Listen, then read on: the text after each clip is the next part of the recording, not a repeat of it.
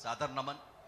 क्योंकि आप जैसे संत महात्मा हैं जिनके बताए मार्गों पर हम सनातन धर्मी चलते हैं, और तमाम जो आज ये महाकुंभ का आयोजन है, ये आयोजन आप जैसे लोगों के बिना संभव नहीं। लेकिन एक बहस जो समय शायद लगाना अच्छा समझा गया होगा। ये संसद की जो समझ है ये मौके मौके पे बदलती रहती है। किसी समय इसी देश की संसद में बैठे उन लोगों ने जिनको हमने वोट दे करके चुना था, हमारे पूर्वजों ने, उन्हीं लोगों ने धारा 370 लगाई थी। क्यों लगाई थी? अच्छा समझ के लगाई थी। आज आपकी समझ बदल गई संसद की। आज आप कहते हो कि हटाना जरूरी है, हमें उसमें लेना देना नहीं है, आपकी संसद का काम है, आप लगाओ हटाओ। हम ये कह रहे हैं कि जब तुम हटा रहे थे उस समय तुमने ये क्यों नहीं देखा कि कश्मीर में धारा 370 के रहते रणवीर दंड संहिता लागू है, और रणवीर दंड संहिता यह कहती है कि जो गौ हत्या करेगा उसको 10 वर्ष का कठोर कारावास दिया जाएगा। ये जो गौ हत्या के बारे में वहां पहले का कानून बना हुआ था, मुस्लिम बहुल होने के बाद भी वहां गौ हत्या नहीं हो सकती थी कानूनन। उस कानून को बचा करके आपने धारा 370 क्यों नहीं हटाई? यह हमारा कहना है। आपने उस धारा को भी हटा दिया। आप चाहते तो उसको बचा करके बाकी धारा हटा सकते थे। तो आपने जिस समय हटाया, और कश्मीर के किसी भी नागरिक ने, जो उस प्रदेश का नागरिक है, उसने मांग नहीं की थी कि इस धारा को हटा दिया जाए जो गौ रक्षा के बारे में है। देश के किसी दूसरे प्रदेश के किसी भी व्यक्ति ने मांग नहीं की थी कि इस धारा को भी हटा दिया जाए जिससे यहां गौ रक्षा को सहजता हो जाए। फिर भी बिना किसी जनता की मांग के भारत की संसद ने किस आधार पर गौ रक्षा का वो कानून वहां से धारा 370 हटाने के नाम पे हटा दिया? हमको बताइए। संसद जो है, उस संसद में बैठा हुआ कोई भी नेता अपने आप सक्षम नहीं है। जनता की मांग के आधार पर उसको काम करना है। जब देश से ऐसी कोई मांग थी ही नहीं तो आपने क्यों वो धारा हटा दी जिससे वहां गौ हत्या होने लग गई? और दूसरे, जब वो आप कर रहे थे उसी समय आपने संसद में क्यों नहीं कहा कि राजनीतिक कारणों से हमें यह धारा हटानी पड़ रही है, लेकिन हे हिंदुओं हमको माफ करना, हमको ये वाली धारा भी इसी के साथ हटानी पड़ेगी? आपने उसको छुपाया क्यों हिंदू समाज से?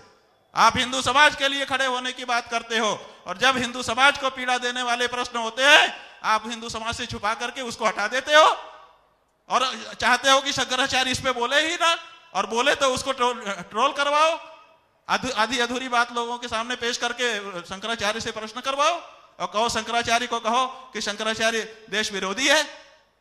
हम तो देश विरोधी हैं? नहीं, ये बात नहीं है। मैं बताइए तो क्या देश में व्यापक क्या गौ हत्या रोधक जो कानून वहां था उसको हटाने की मांग किसी ने की थी? हमको बताइए।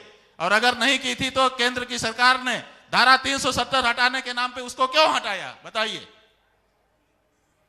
तो क्या देश भर में एक व्यापक जो गौ हत्या, ये हिंदू समाज के छल, हिंदू समाज के साथ छल नहीं तो क्या है? आपने चर्चा ही नहीं की कि जो धारा 370 हम हटा रहे हैं उसमें ये भी हटा दे रहे हैं।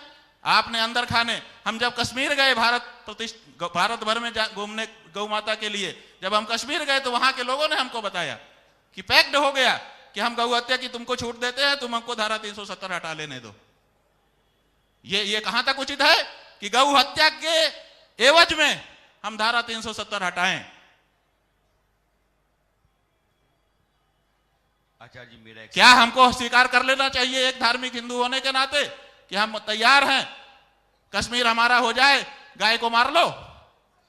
क्या आप ये चाहते हैं हमसे? क्या ये ऐसा होना राष्ट्रवादी होना होगा? फिर कौन सा राष्ट्र है जिसमें गौ हत्या होने लग जाएगी? फिर हम कौन से राष्ट्र को बनाने की बात कर रहे हैं? फिर कैसा हिंदू राष्ट्र होगा जिसमें गौ हत्या को छूट देकर के प्राप्तियां की जाएगी? हमें बताइए।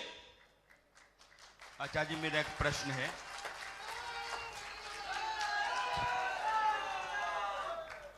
जी बताएं। 370 को हटाने के पीछे मंशा ये थी कि देश के भीतर, अरे कोई मंशा है, हम उस धारा को, रणवीर दंड संहिता की उस धारा को बचा करके क्यों नहीं हटाया गया? इतना ही हमारा कहना है। मैं आपकी बात पर आ रहा हूं। मेरा प्रश्न वो हम कहते हैं हटाना था, हटा दिया, हमें कोई बाधा नहीं। मेरा प्रश्न पूरा। अभी भी वो धारा 370 हमारे उत्तराखंड में लगी है, 71A-B-C के नाम से, वो त्रिपुरा में लगी है, वो मेघालय में लगी है, वो अरुणाचल में लगी है।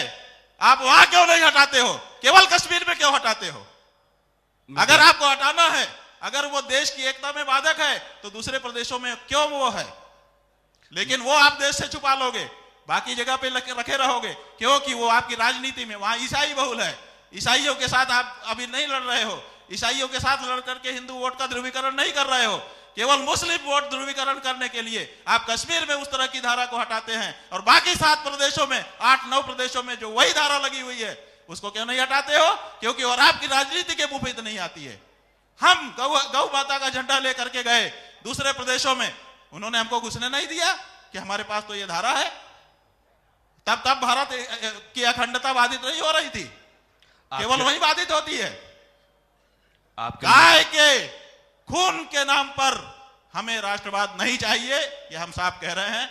और जो हमारा विरोध, आप यही आपको घेर करके मार दो, लिज्जी कर दो, लेकिन गौ हत्या के बदले हमें कुछ नहीं चाहिए, स्वर्ग का सिंहासन भी नहीं चाहिए जी। अब आपकी अनुमति हो तो मैं अपनी बात रखूं? आप पूरा रखिए, लेकिन हमको अपनी बात कह लेने दीजिए। अपनी बात कहने के नाम पर हमारी बात को मत बात भेजा करिए। हमको गलत ढंग से आप लोग समझा रहे हैं जनता के सामने हम धारा 370 के विरोधी हैं, हटाने के विरोधी हैं। हम धारा 370 हटाने के विरोधी नहीं है, हमने स्वागत किया उसका। हमें भी ये नहीं पता था बारीकी का, जब हम कश्मीर गए वहां पे बारीकी हमको पता चली, हमने वो कानून निकाल करके पढ़ा, विशेषज्ञों से बात की, तब हम ये बात कह रहे हैं। अब आप कहिए, अब हम कुछ नहीं बोलेंगे, हमारी बात हो गई। जी, आपकी बात पूरी हो गई है। अब मैं रखता हूं 370 के हटाने के पीछे कारण ये है कि एक देश हम में, ये पूछना चाहेंगे कि आप सफाई क्यों दे रहे हो? मुझे बोलने दीजिए, क्या कारण है? उसकी सफाई देने की जरूरत क्या है जब हम सहमत हैं उसको हटाने जब मैं आपके सवाल पर नहीं आ रहा हूं, माने आप किसके लिए सफाई दे रहे हो? क्यों सफाई दे रहे हो? मैं सफाई नहीं दे रहा हूं, लेकिन हम सहमत हैं कि धारा 370 हटाइए। लोकतंत्र आपको सफाई देने की जरूरत क्यों महसूस हो रही है? लोकतंत्र में कहने और सुनने की गुंजाइश, सफाई दे दो, मुझे बोलने, लेकिन हमको ये प्रश्न मन में आ रहा है, मैं देश के सफाई देने की क्या जरूरत है? मैं देश के हक में अपनी बात रखना चाहता हूं। आपकी बात अपने पर बिल्कुल जायज हो सकती है। अगर इस देश में 2 विधान हैं, 2 संविधान हैं, 2 प्रधान हैं, तो इस देश के आम आदमी को स्वीकार भाई कुछ राज्यों को विशेष दर्जा इसी देश में तो है, वही तो हम कह रहे हैं। जब विशेष दर्जा हटाना है तो सब प्रदेशों का हटाओ। मुझे बोलने दीजिए, किसी एक ही प्रदेश का क्यों हटाते हो? मेरी बात पूरी होने दीजिए, मैं ससम्मान आपको सुन रहा हूं। जिन आप पहाड़ी राज्यों की बात कहते हैं, वो उत्तराखंड से लेकर के पूर्वोत्तर के राज्यों तक वो विशेष राज्य का दर्जा होता है। विशेष राज्य का दर्जा जिन राज्यों के पास होता है, वहां के जनजातीय जो अस्तित्व है, उनकी पहचान है, उनको बचाए रखने के लिए संविधान में अलग से प्रावधान किया गया है। वो 370 नहीं है। और 370 के हटाने के बाद अगर बीजेपी शासित जितने भी राज्य हैं, उन सभी राज्यों में गोवंश की हत्या पर पाबंदी है, तो फिर ये हम कैसे मान लें कि सरकार ने एक टाई अप कर लिया, सरकार ने एक समझौता कर लिया कि हम 370 हटाते हैं, तुम गो हत्या करो, जबकि बीजेपी के बाकी राज्यों में ऐसी व्यवस्था नहीं है। मेरा प्रश्न आपसे ये है कि मनुष्य जो सवाल हम खाते हैं, तो फिर बाकी राज्यों में वो स्थितियां नहीं दिखती हैं। ठीक है, आपने कह लिया ना। सुनिए भैया, सुनिए, मैं आचार्य जी से बात कर रहा हूं। भाई जनता मत बोलो, आप हमारे शंकराचार्य, जनता के लोग मत बोलिए। हमारे शंकराचार्य से बात हो रही है, वो भी अपनी बात कर रहे हैं, हम भी अपनी बात कर रहे हैं। कहने का पूरा आदेश, हमको भी कहने का हक है, उनको भी कहने का उतना ही हक है, वो पूरा अच्छा कहें। हो गया। आप जो हमसे पूछ रहे हैं, हम ये कह रहे हैं कि जब पूरे देश को ये करना है, पूरे देश में आप कह रहे हैं कि 2 विधान है, 2 विधान होना ठीक नहीं समझा गया, इसीलिए ये कहा गया कि एक ही विधान हो जाए। पहली बात तो यह है कि धारा 370 अभी भी पूरी तरह से नहीं हटी है, उसके कुछ प्रावधान हटे हैं, इसको पहले समझ लीजिए। जी ठीक है ना। तो पूरी तरह से क्यों नहीं हटाया गया, कुछ ही प्रावधान क्यों हटाए गए, ये एक सवाल आ जाता है। दूसरी बात यह है कि अगर आपने धारा 370 हटा दी, ठीक है, हटा दिया, 2 विधान नहीं चाहिए, 1 विधान कर दिया, वहां पे रणधीर दंड संहिता लागू थी। उस संहिता में एक ऐसा कानून था जिसको पहले से बनाया गया था, जो पूरे देश के सेंटिमेंट के अनुरूप भी था। तो जब आपने भारत की जो दंड संहिता थी, इंडियन पिनल कोड, जिसको अब आपने भारतीय न्याय संहिता कह करके संबोधित करके नया रूप दे दिया है, तो आपने उस धारा को, रणबीर दंड संहिता की गोरक्षा की उस धारा को अपने भारतीय न्याय संहिता में ला करके रख देते, हमें कोई दिक्कत नहीं थी। लेकिन यह काम आपने क्यों नहीं किया? हम जो कह रहे हैं कि पैक्ट हो गया, वो इसी आधार पर कह रहे हैं कि अगर ये धारा उसमें थी और इस धारा को हटाने की कोई मांग भी नहीं थी, तो बिना मांग के इस धारा को क्यों हटा दिया गया? जबकि ये जब हम मर्ज कर रहे थे, जब 2 चीजों को मर्ज किया जाता है, तो जो जो अच्छाइयां होती हैं वो एक में आ जाती है। जो गंगा यमुना यहाँ मर्ज हो रही है, जब इसकी मिली हुई धारा जाती है ना, तो उसमें गंगा के भी गुण है, उसमें यमुना के भी गुण है। ऐसी परिस्थिति में जब दोनों कानून मर्ज किए गए, 2 विधान 1 किए गए, तो गौ रक्षा वाला जो कानून था, जो बाकी भारत के कानून के बाकी भारत की जनता के सेंटीमेंट के भी अनुरूप था, उसको बिना कारण क्यों हटा दिया गया? क्यों नहीं उसको भारतीय न्याय संहिता में समाहित कर लिया गया?